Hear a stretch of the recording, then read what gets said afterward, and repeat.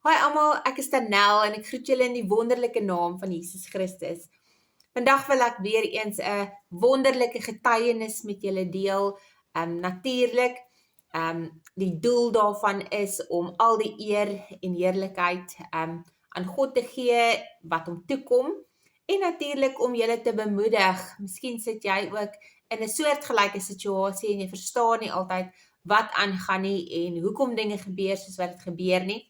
Maar hopelik gee dit vir jou moed vandag en kyk 'n bietjie met ander oë na jou situasie waarin jy jouself tans bevind. So ja, ons het besluit verlede naweek om 'n bietjie te gaan hike as 'n gesin en wat ons nie eintlik gereeld doen nie, want ja, daar's nie altyd tyd nie om by hierdie tipe van dinge uit te kom nie. So het ons besluit vroeg die oggend ons gaan ons hondjie by my ma los en want hy mag nou nie saam gaan op die roete nie. Daar's geen diere of troeteldiere word op hierdie staproete toegelaat nie. En so ons het hom daar gelos en ons is vroeg daar weg en ons het begin stap en die fantastiese mooi natuur gesien tot heel bo geklim. Die van julle wat die Port Elizabeth omgewing ken, ons het Lady Slipper gaan doen. So ons het bo gekom en ons het afgekom en soos wat ons afgekom het met die roete, is daar hierdie my kinders het vooruit gegaan en my oudste seun se skoen het heeltemal middeldeur gebreek, die sool onder.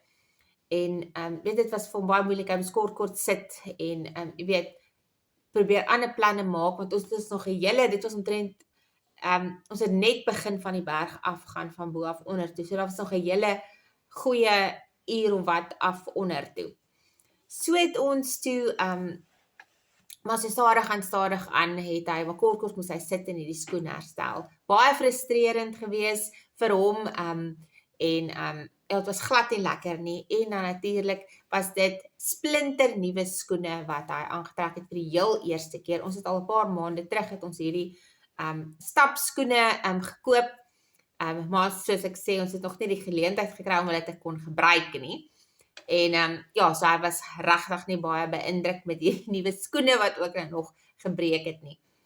So kom ons toe by my maale aan, later die middag moeg, ons gaan tel weer vir ou Gussie op. En my ma vertel vir my van hierdie droom wat my pa gehad het vroeër in die week, waar my oudste seun my pa geroep het in die droom. En hy het hom paar keer geroep, maar heel benoud, maar my pa kon hom nie kry in die droom nie, en hy het net gesê, weet hy kom, maar dis asof Dika hom nie hoor nie.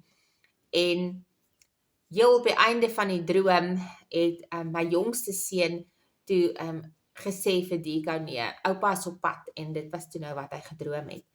En my maale het toe besluit, want die Heilige Gees het dit op haar hart gelê, het toe besluit om in die week, het sy vir my pa gesê, hulle moet nagmaal gebruik en hulle moet bid vir Dika se veiligheid, want sy voel, jy weet, die Here lê dit op haar hart, dat, jy weet, Dika in gevaar is. Min wetend dat ons nou, jy weet, op hierdie hike gaan, die Saterdag, en so,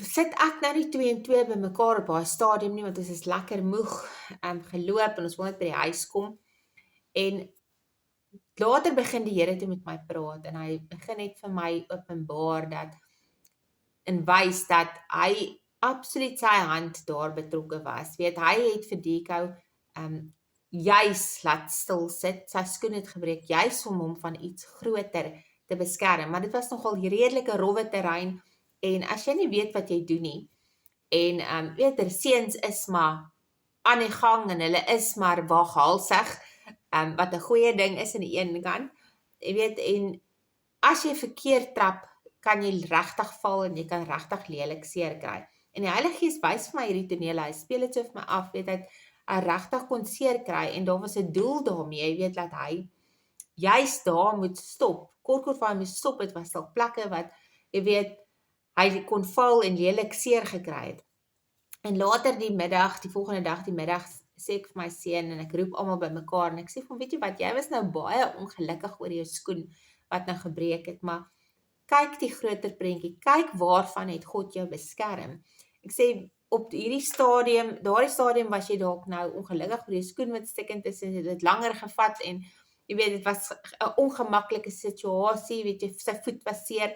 My jongste seun het naderhand sy binnesool van sy skoen uitgetrek en hom gegee vir sy broer om net in te sit vir bietjie meer ondersteuning. Ek sê maar partykeer word ons kwaad en dan weet in die huidige situasie wat ons bevind, maar ons sien nie die groter prentjie nie. Ek sê en toe vertel ek hom nou eers van die droom wat sy oupa gehad het. Ek sê so as mens die Here dien en ek sê vir hom soos wat julle doen, die Here dien, die Here soek. En daai versie kom weer by my op van soek allereers die koninkryk van God en sy geregtigheid en die res sal vir jou bygevoeg word.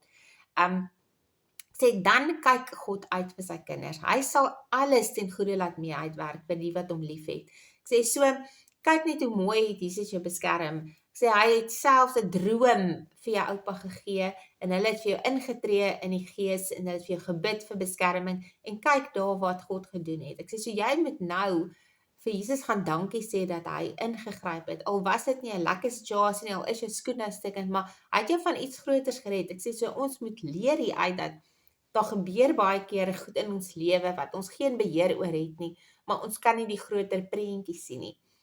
En dit het my so laat dink aan weer die verhaal van Josef waar hy ook deur sy broers weet verkoop is, in die put gegooi is en as 'n slaaf verkoop is en dit was glad nie vir hom lekker nie, hy het nie verstaan wat daar aangaan nie, maar hy het ook jare voor die tyd het hy drome gekry waar God vir hom gesê het, weet sy familie gaan voor hom buig. Maar hier het hy gedink, weet, hierdie drome realiseer op die einde van die dag nie, want hier is ek nou in hierdie put, hier word ek nou verkoop as 'n slaaf, waar gaan ek ooit by dit uitkom? Maar later het hierdie drome wel waar geword en het hy regeer. En was hy in 'n absolute fantastiese posisie geplaas in die koninkryk. So, ons moet nie vaskyk in ons onmiddellike omstandighede nie. Ons moet rustig raak, ons moet stil word en weet God is in beheer. Soos wat Psalm 46 vers 10 sê, be still and know that I am God. Want die Here weet altyd die beste. Daar gebeur dalk iets in ons lewe, selfs soos met Job. Die vyand het gekom en hy het voor God gaan staan en hy het gesê, weet, hy gaan nou Job se lewe moeilik maak en Job gaan God verloon. Maar op die einde van die dag het Job sterk gestaan want hy het geweet ten midde van sy omstandighede gaan hy vashou in God en hy gaan God vertrou want God het hom nog altyd deurgehelp, maak nie saak wat gebeur nie. Hy gaan beter aan die ander kant uitkom. Al was dit vir hom moeilik party dae gewees, het hy vasgehou aan God. En dit is my boodskap aan julle vandag om vas te hou aan God, maak nie saak wat gebeur nie. Jou omstandighede lyk dalk nou rof, dit lyk dalk na 'n onmoontlike situasie. Dit voel dalk net jy struikel oor die een blok na die ander blok, maar vertrou God, bid daaroor, gee dit vir hom, raak rustig en weet hy is in beheer want hy sê ons hoef nie bekommerd te wees vir die dag van môre nie. Hoeveel te meer sal hy vir ons nie voorsien nie as wat hy elke dag vir die voeltjies voorsien byvoorbeeld nie. So ja, dit is wat ek by julle wil los, ek wil julle bemoedig en sê, weet jy wat, God is lewendig, hy voorsien, hy kyk uit vir ons, in selfs 2025, in selfs hierdie tyd wat ons nou in bevind, as jy God dien, as jy by sy voete sit, gaan hy vir die regte deure oopmaak, hy gaan vir jou beskerm, hy gaan vir jou voorsien, hy gaan vir jou die planne van die vyand wys, jy moet net, al wat dit van jou kos is, om by sy voete te gaan sit, al wat hy soek is 'n verhouding met jou. Jy kan nie verwag, God moet daar wees vir jou, maar jy ken hom nie in die goeie tye nie. Jy ken hom nie en jy wil hom net ken in die slegte tye. Dit werk nie so nie. Jy moet God ken in die goeie en die slegte tye. Jy moet God kan dank en loof soos die Psalm sê in die goeie en die slegte tye. Want hy weet die beste en hy is altyd in beheer. Nou ja, mag dit julle absoluut seën, stuur hierdie boodskap aan om ander mense ook te bemoedig tot ons mekaar volgende keer weer sien. Shalom.